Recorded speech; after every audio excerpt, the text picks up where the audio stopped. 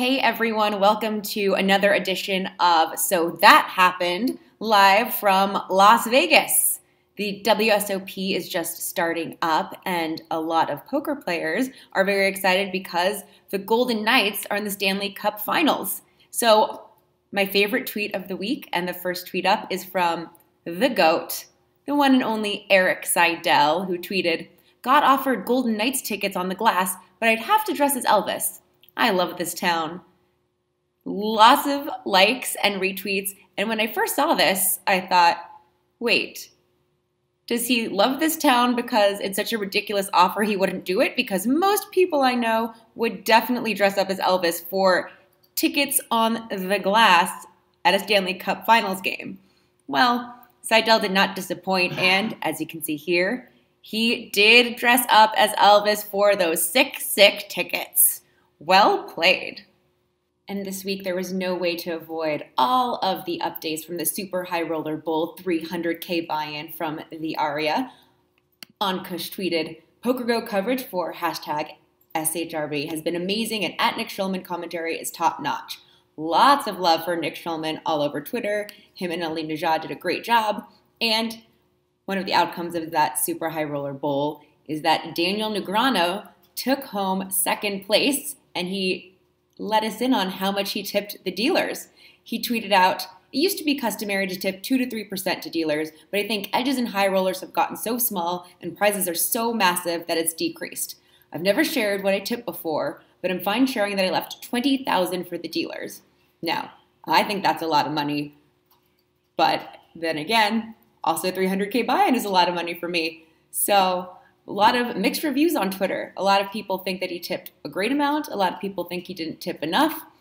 Curious to know what the winner, Justin Bonomo, tipped, but we haven't gotten that information yet.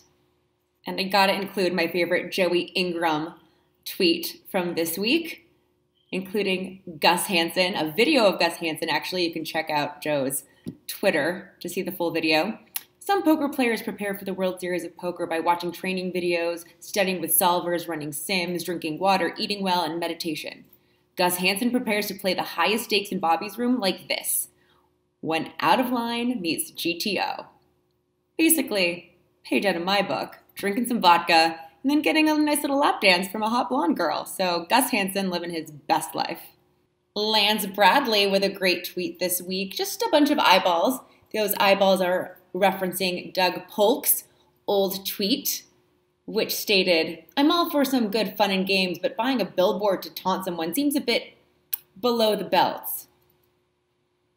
A little shade being thrown on Doug Polk, given his recent billboard purchasing. But very interesting, and very soon after that tweet did Doug Polk almost do the exact same thing. I'm ending this week's So That Happened with news more so than tweets. The 25K poker player fantasy draft took place this week.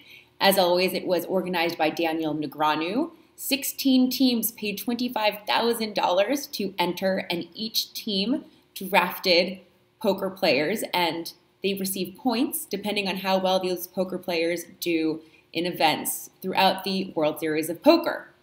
That's all fine and normal, but what I did realize is there was a bidding war between Team ODB and Team Negreanu for Phil Ivey. Phil Ivey ended up going to Team Negreanu for $50. That's a lot, considering Phil Ivey hasn't even made an appearance at the WSOP the past few years. Maybe Daniel knows something we didn't, because Phil Ivey did register and play the 100K buy-in tournament at the WSOP. He didn't cash, so Daniel gets 0 points, but maybe he'll be playing more events this year. Very interesting to see Phil Ivey come back to the Rio. Keep an eye on that, and I'm sure people will be posting all about it on Twitter. If you see anything interesting in the poker world, please @ me, @Sasha Salinger, and I'll see you guys next week with So That Happened.